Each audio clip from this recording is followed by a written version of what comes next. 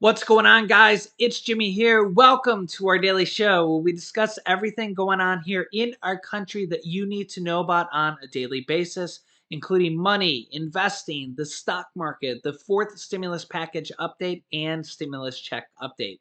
If you haven't subscribed to our YouTube channel yet, make sure to click the subscribe button down below as it's completely free to do so. And remember that new videos come out here every day at 10 a.m., 3 p.m., and 8 p.m. Eastern Standard Time. This way you won't miss out on our new videos. And also, thanks so much for hitting the like button for us down below. We got some major news coming out here as inflation rate has just been announced, and it's at 8.5% year over year for the last 12 months through the end of March, the highest rate since 1981. Yeah, that's absolutely just it's just hurting everybody. It's just hurting everybody in the US and across the world.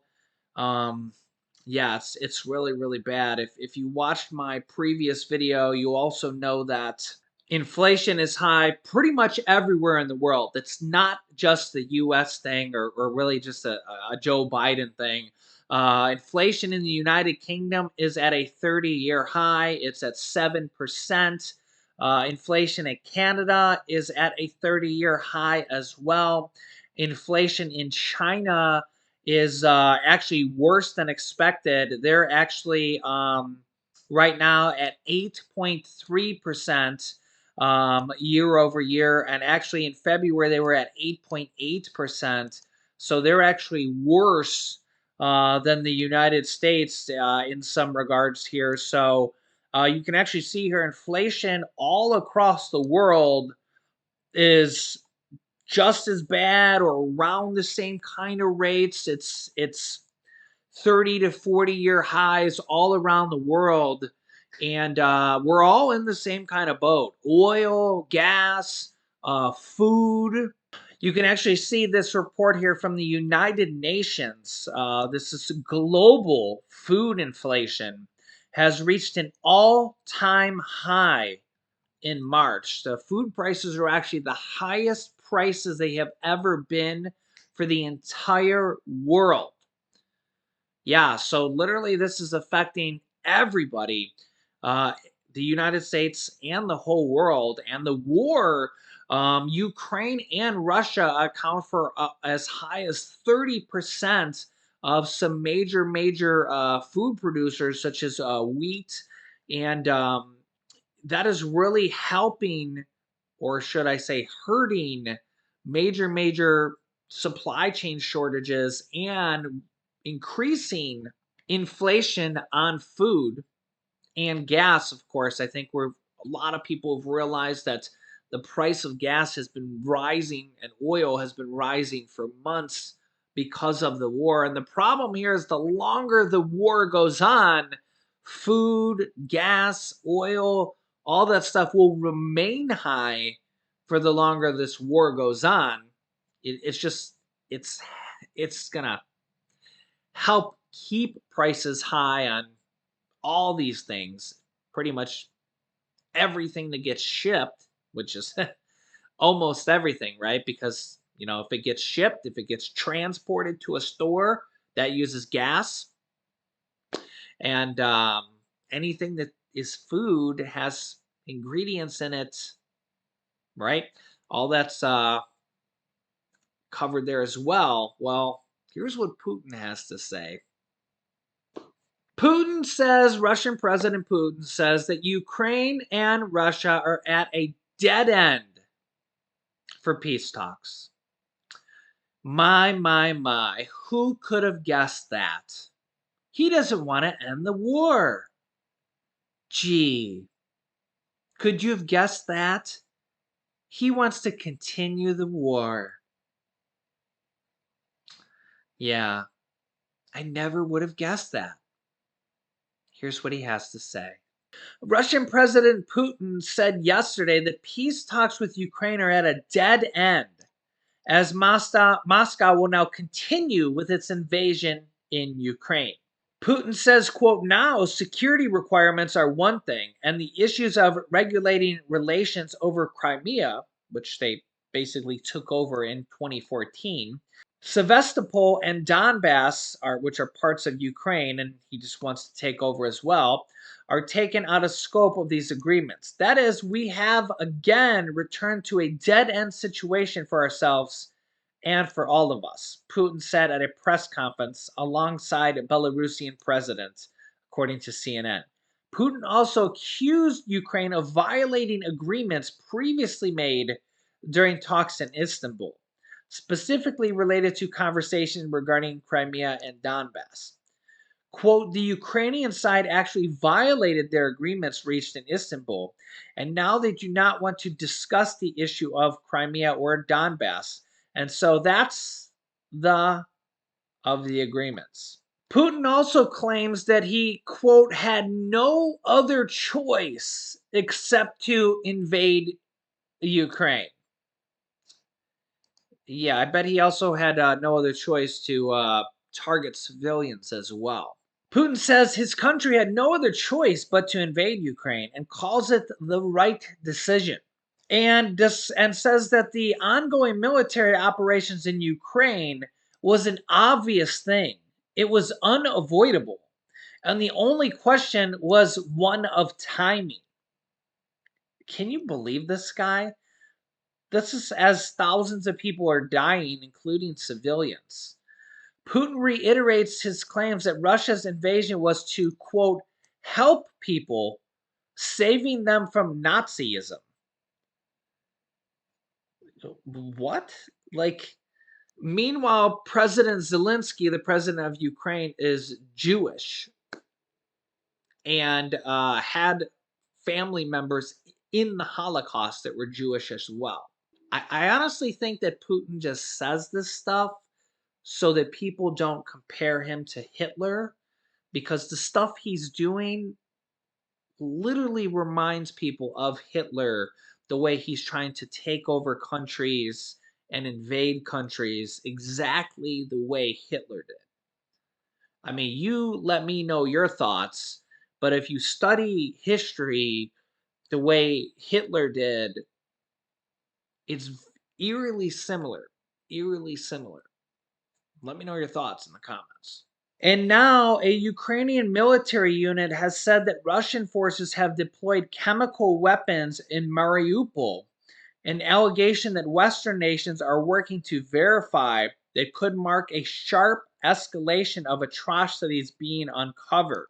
Putin says, quote, we have no doubts our goals will be achieved. We are not going to be isolated, referring to the US-led campaign of global sanctions. Also, the EU, European Union, and the US have said that using chemical weapons could be a red line and they would not allow it, and that could be a red line for them to potentially have to step in. So, yeah, let me know your thoughts here in the comments. Yeah, also yesterday here, kind of switching gears, MSNBC's Joy Reid, a major news host there, calls massive inflation a Russia-booted crisis and wants another large stimulus package. Yeah, so a major news host calling for a large stimulus package here.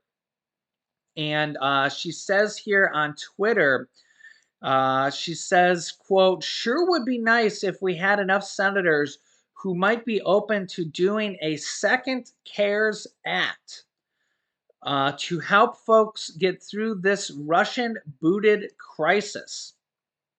Yeah, and she retweets a tweet here that says, groceries at 10 plus 10%. The price of groceries have gone up 10%, the biggest spike since 1981. Meat and poultry up 13.8%, the biggest spike since 1979. New cars up 12.6%, the biggest price hike ever.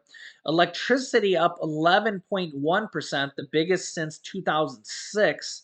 Home furnishing up 10.8%, the biggest ever. And rent up 5.1%, the largest since 1991. Yeah, and this does really kind of I mean, think about how many people are right now are, being hurt by this. It's basically everybody who's not rich. Basically everybody. Um it's just getting worse. It's just getting worse here by the month, really, by the month. And that's also the kind of the recent reports here are saying that you know, job rates or job wages, I should say, are going up as well, but also aren't keeping up as well.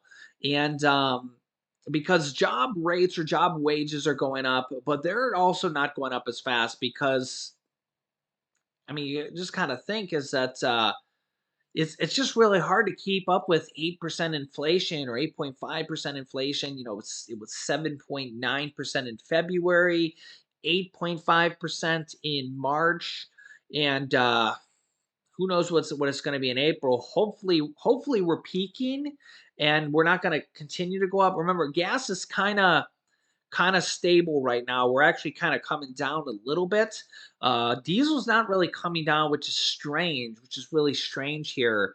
Gas, regular gasoline has kind of been coming down here, a penny per day or so, which is not much. You can actually see here, oil actually kind of jumped up a little bit. It's interesting how these these charts are always kind of the opposite of actually what's happening. I think that this is actually kind of what's happened in like the last few minutes or last hour. You actually can see the breaking news here. I'll zoom this out here a little bit. Oil prices hold gains despite major crude inventory build. So the inventory build is because the president has released or has announced that they're going to release 1 million barrels of oil per day from the strategic oil reserve per day for the next 180 days. So it's going to happen over the next 6 months. And also the IEC, the International Energy Committee or Commission, is from Europe, is also going to release 120 million barrels as well. So that has helped to put more supply on the market. But oil actually popped up here. This was down to like $96 a barrel, but it's popped up because remember, this has a lot to do with traders. It's kind of like a stock market for oil. So this is kind of popped up. This goes up and down literally by the day. But remember, this is still down significantly. Remember, the high of WTI crude was around 135 and Brent crude was around 140. So this is still down by 35%, guys. This is still down a lot. But gas is not down by 35%, but it is down. It is down. We're down to 408 here. So we are seeing some relief at the pump because when we look here at the records, regular unleaded was 433 and diesel was 513. My apologies if you live in California, because we know that if you live in California, you're dealing with different prices there. You have the highest state taxes, and you have a different blend of gasoline there, and you're paying like a whole dollar or more above these prices. But nonetheless, these are the national averages for the U.S. as you can see here. But 408, it's going down by about a penny per day. You can see it's going down really, really slowly. Um, the question is, will it continue? Will it continue? Diesel, I guess diesel's going down by a penny per day. It had paused there for a few days. It's at 501, but it's a dollar more than regular gas and really should not be a dollar more than regular for gas, especially because diesel needs less refining than regular. It's really a sad thing. Remember, even if you don't buy any diesel, this has to do with food prices. Remember, food has to get shipped to the store via diesel semi truck. Shoes have to get shipped to the store, diesel semi truck. Clothing, everything you buy at the store, whether it's food or at Walmart, has to get shipped via a diesel semi truck. Okay. So yeah, diesel is you want to keep an eye on diesel because that has to do with inflation as well, guys. So I guess the good news here is that these prices are coming down, but very, very slowly. And this is why the problem is that this is helping exacerbate inflation, and this is why these oil companies are getting grilled because these prices were going up by 10 cents a day when oil was going up, but when they come down, it's going down by 1 cent per day. So it's really a frustrating situation. It's a frustrating situation. But if you've been watching my show, you know that we have a lot of different states and the federal government considering stimulus checks here. And House Speaker Nancy Pelosi has directly said that she prefers a direct payment, aka a fourth stimulus check, as opposed to pausing the federal gas tax. There's a federal gas tax on every gallon of gas, and there's also state gas taxes as well. Each state has anywhere from like I think around 18 to 20 cents is about the lowest. It goes up to like 50 some cents in Pennsylvania and California. Um, are the highest state gas taxes. The federal gas tax is 18.6 cents. 18.6 cents. House Speaker Nancy Pelosi has directly said, I actually showed it on my channel a couple times, that she prefers not to pause the federal gas tax, although Biden is considering it. But she says that it would be better to not pause that because it costs a lot of money to pause it for the whole country. And it would be better to send out stimulus checks directly to everybody because if they pause the gas tax, you have to go and fill up every time to get the relief. And it would actually give relief to the oil companies because they would get a portion of that savings. And the stimulus checks, as we all know, actually it just sends you a check. You get the money instantly. You can spend it on whatever you want. You don't have to go to the gas pump to get the savings. Okay. And we know that, some people are elderly, some people are disabled, and they might not even go to fill up gas. Okay. You might not even own a car. You know what I'm saying? There's just different things that are account for that. Where if you get a stimulus check from the federal government, you and I both know that you can use that for groceries, you can use that for medicine, you can use that for rent, you can use that for your car payment, you can use it for whatever you want. This is what Nancy Pelosi has directly said. How Speaker of the House of Representatives, leader of the Democrats in the House, said that she prefers a direct stimulus check for multiple reasons. Everybody knows if you get cash in your pocket, it's better because you can do whatever you want with it. If you need to pay rent, if you need to pay your bills, if you need to buy food, it's better to give somebody cash because they can do whatever they want with it. They can buy a PlayStation if that's what they prefer to do with it, right? Give people cash because let them do with whatever they please, right? As opposed to you have to go to the gas station, and then you're kind of supporting the gas people, right? It's kind of weird. But I mean, for the states that are pausing their gas tax, it's better than nothing. It's better than nothing. So when you do go to buy gas, if you're buying gas anyways and you're saving some money every time you do it, better than nothing. I'm not going to downplay that because for the states that are doing that, bravo to them. I'll take it. I'll take it. It's better than nothing, right? If I'm saving money every time I'm filling up gas, or if I'm saving money, states that are doing the groceries, states that are doing the property tax rebates, multiple states are doing all of that. Illinois is doing like stimulus checks to children, property tax rebates. It's like all of those. It's like if you're a homeowner, you get a check. If you're an adult, you get a check. If you have children, you get a check. If you go to the grocery store, you're saving on groceries. You're saving that tax. Just pausing the gas. It's like all these things, right? Hey, I'm for each one of those, right? Hopefully we see more and more states doing this, right? For the states that aren't doing anything, like I've been getting a lot of people asking me, what about Ohio? I'm from Ohio. And I'm like, hey, like, listen, I can't get Governor Mike DeWine to like, I'll call him up, but it's like, hey, it's Jimmy from from YouTube, and he's like, yeah, what do you want?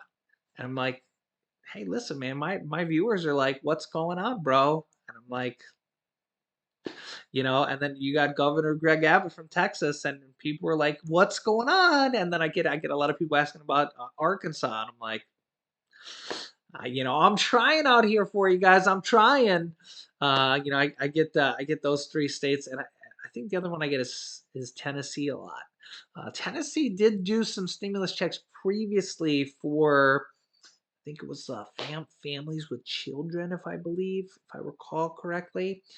Yeah, it's hard for me to remember all these different checks because a lot of these states do some kind of weird, some weird checks and stuff like that. But yeah, so Greg Abbott and stuff, you gotta call him on the phone and be like, hey, what's up, bro? But yeah, I'll keep you up to date. Mike DeWine, I don't know, man. I don't know. We'll see. What's interesting now is that our neighbor from Pennsylvania, the governor over there's got these $2,000 stimulus checks he's proposing. So maybe Mike DeWine will be like, I don't know if I want to get reelected now. These Pittsburgh Steelers over here, they're proposing $2,000 stimulus checks, and now the Ohio State's going to propose nothing. We're kind of rivals here, so we may have to step up our game. I don't know. We may have to compete a little bit. We can't have the Pittsburgh Steelers proposing $2,000 stimulus checks or passing $2,000 stimulus checks, and Ohio State's going to do nothing. Well, that won't make it look very good. I mean, Michigan may have to step up, but Michigan has those $400 checks going back for the car refunds. Car refunds. That's those add up. Those add up. So at least they're giving back, right? So, and honestly, I think the Michigan governor recently said that she wants to do more as well with their budget this year. So I think that could be more coming there as well for that. So I'm going to keep up to date with all these states. Honestly, um, as I find out the information, I'll keep you up to date here on the federal, the stimulus, the war, everything, inflation, you name it, I'll cover it here on our YouTube channel. So make sure to click the subscribe button down below if you haven't yet. It's completely free to do so. It just makes it so you won't miss out on our videos. And the YouTube will show you the videos when you log on YouTube, and click the bell icon after subscribing, so you don't miss out. Remember, new videos come out here every day at 10 a.m., 3 p.m., and 8 p.m. Eastern Standard Time. You can click here to watch my newest video next. And if you haven't seen this video about all the states that have just announced state stimulus checks or even passed them, you definitely want to watch this video next. So click on one of those videos next. Thanks for watching, guys, and I'll see you in the next video.